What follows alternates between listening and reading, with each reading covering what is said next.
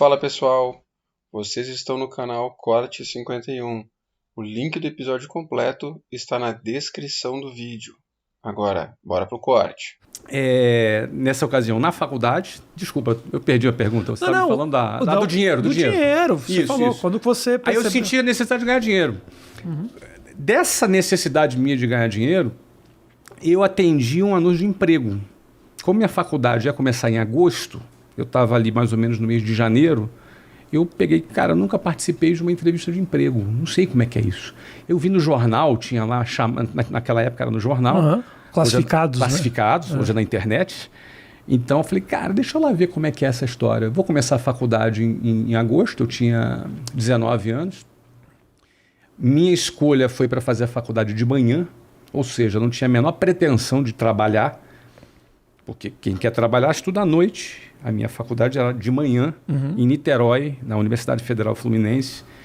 E aí, o que eu fiz? Bom, deixa eu arrumar um emprego aqui, só para ver, só para ter uma experiência, um bico. Aí cheguei lá, cheguei lá na porta da empresa, tinha uma fila rodando o quarteirão. Cheguei lá 8 da manhã, fui atendido meio-dia. Aí a pessoa me colocou, olha, por que você quer ser um executivo? Eu falei para ela assim, olha, sinceramente eu nunca pensei em ser executivo não. Na verdade, minha faculdade começa em agosto, eu queria vir aqui só para ter uma experiência, ver como é que é e tal. Tá bom. Aí passou pro outro. Eu acho que ela se enganou.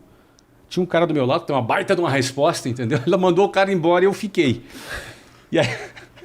Aí eu passei para a próxima fase do processo seletivo. Cara, eu jamais contrataria, eu passaria para a próxima fase. Um cara, eu vim aqui para fazer um bico. Não, de jeito nenhum, né? Aí eu vim para a próxima fase. Bom, conclusão, cara, ali era um treinamento de vendas. E eu comecei a vender curso de inglês. Era um curso de inglês no centro do Rio. E eu comecei a vender curso de inglês.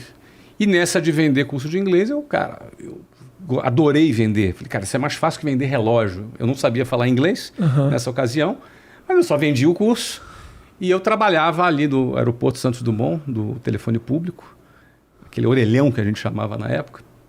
E dali a gente começou esse ponto. Só que aconteceu o seguinte... Desculpa, você vendia do orelhão, é isso? É, do telefone público. É porque naquela época, não sei se tu lembra, cara. Quantos que ano? tem? Eu tenho 45, vou fazer agora. Eu tenho 4 anos mais que você. Então, eu tô falando de uma época... Você pegou a época que uma linha telefônica custava $3.500, né? Era um bem que você declarava no imposto de renda. Né? Exatamente. Então, as empresas não tinham telefone, cara. Você tinha um time de vendas de 10 pessoas, você não tinha 10 linhas telefônicas, um para cada vendedor. Vendedor ia para telefone público. Então eu trabalhava do orelhão de telefone público. De ficha telefônica. Não era nem cartãozinho, era ficha telefônica. Cartãozinho foi um grande avanço. A ficha telefônica você carregava no bolso, pesava no bolso. Sem contar que alguns orelhões a ficha entrava e não dava nada. Você perdia a ficha. Você perdia a ficha. Daí vem aquela expressão, caiu a ficha. Caiu a ficha, né? É isso.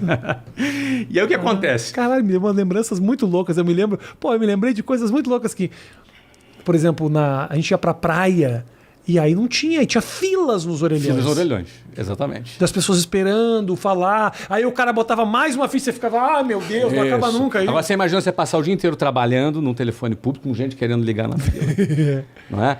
O meu macete era o seguinte, eu pegava uma pilha de ficha, botava um monte de pilha em cima. Quando o cara chegava, via minhas pilhas de ficha, já vazava. Já procurava o telefone. Ok. Bom, aí eu trabalhei ali, nos 3 primeiros meses, já fui super bem. Vendi pra caramba, tive boa performance de venda, fui promovido. Então, quando chegou o dia de iniciar minha faculdade, eu pensei, cara, já estou ganhando mais do que quando eu me formar. E aí eu tranquei minha faculdade. E eu queria casar com a Luciana, estava apaixonado. Que coisa. Quanto tempo isso era depois do relógio pro sorvete? 1 ano. 1 ano? Mas já queria casar nesse? Não, queria casar no dia seguinte que eu conheci ela. Que coisa, hein, Fiquei cara? apaixonado, cara. Minha primeira namorada, cara. Fiquei apaixonado por ela. Falei, quero casar com esse anjinho aqui pro resto da minha vida. É isso mesmo. Então você... Bom, e detalhe, muito provavelmente ela não vai assistir essa entrevista. Alguém vai mandar para ela. Alguém vai mandar para ela. Vai dizer, minuto 14, vai dizer... Que coisa louca, então, que você conhece a mulher e quer casar com ela. E ela, olha só...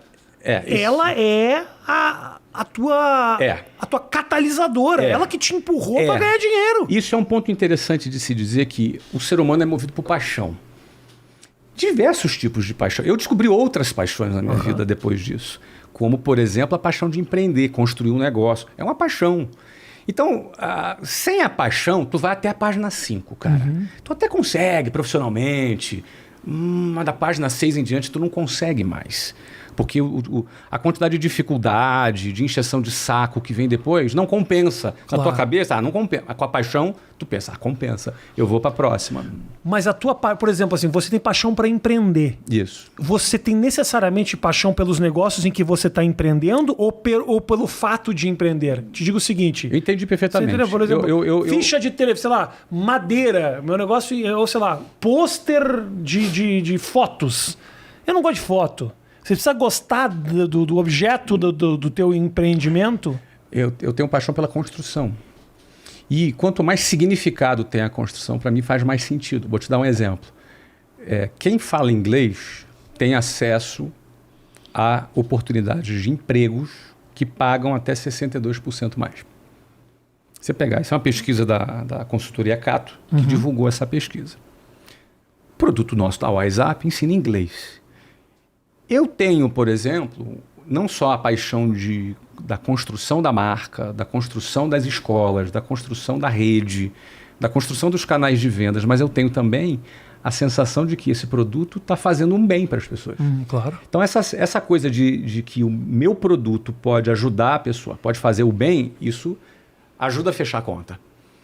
Não é? Agora, a paixão pela construção aconteceu no clube de futebol dos Estados Unidos. A ideia de pegar um país em que praticamente o futebol estava inexplorado e a gente construir um estádio e a gente fazer uma história no futebol era uma coisa que também me motivava. Na Flórida isso, né? Foi Orlando, Foi né? Orlando. Do contrário, tu não consegue. Porque tem encheção de saco, tem traição, você tem puxada de tapete, você tem de tudo.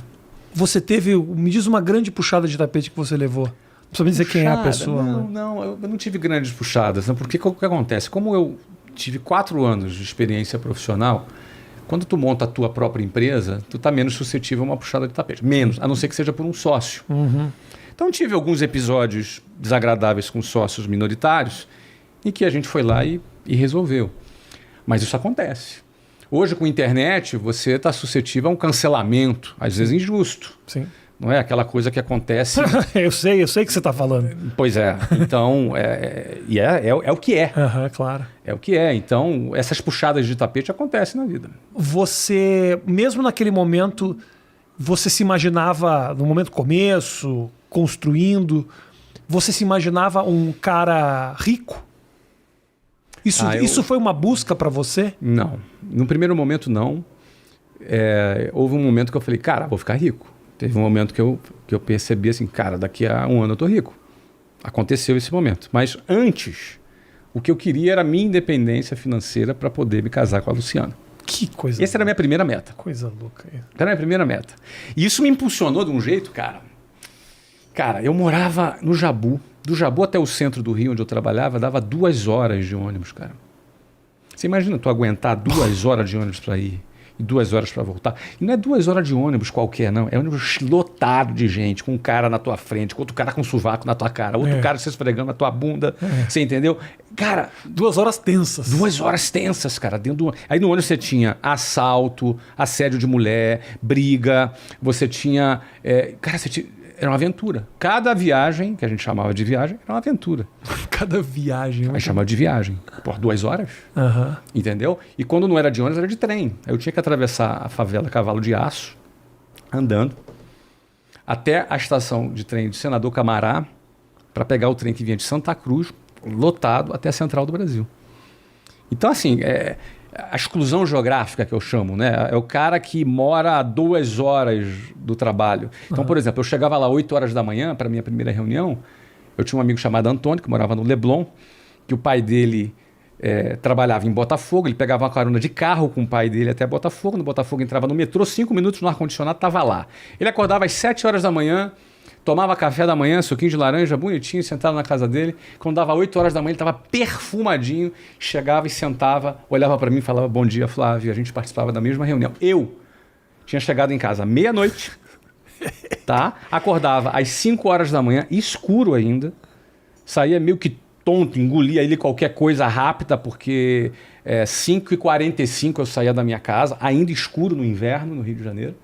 Caminhava até o ponto do ônibus para pegar um ônibus às 6 horas da manhã. Entrava no ônibus lotado, você chegava todo amassado, suado. Imagina no Rio de Janeiro, calor já de manhã, 30 graus às 6 horas da manhã, 35 graus às 7h40 da manhã. Você já ali suado, com um malandro suado do teu lado, e aí você olhando para o relógio, indo correndo para chegar lá, sentava 8 horas da manhã, já todo amassado, aí virava para o lado, bom dia, Antônio. Então, o que acontece? Tava lá o Antônio e o Flávio. Cara, a gente não partia do mesmo lugar. E aí, como é que era, por exemplo, ele que estava bonitão, combinando, gravatinha, combinando. Eu tinha uma gravata, 2 camisas, uma branca e uma rosa. Eu intercalava para não repetir roupa de forma alguma. Uma branca, uma rosa, uma branca, uma rosa. Uma única calça e um sapato. Sendo que no pé direito tinha um furo. E era um sapato meio... Sabe aquele sapato que tem negócio de ar? E aí, então, tinha um furo. Então, eu andava assim... Plec, Fazia um...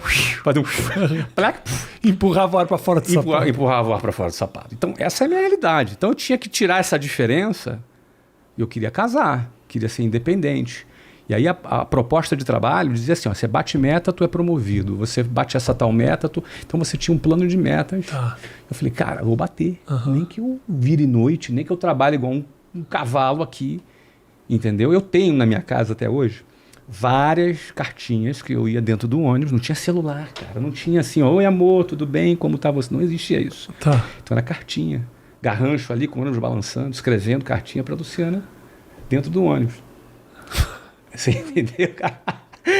E aí o que acontece? 2 anos depois eu me casei com ela. Sovaco aqui. Isso. E cartinha ali. Cartinha ali. Cartinha ali. Eu só escrevia quando eu conseguia sentar. Entendi. Era uma loteria, né?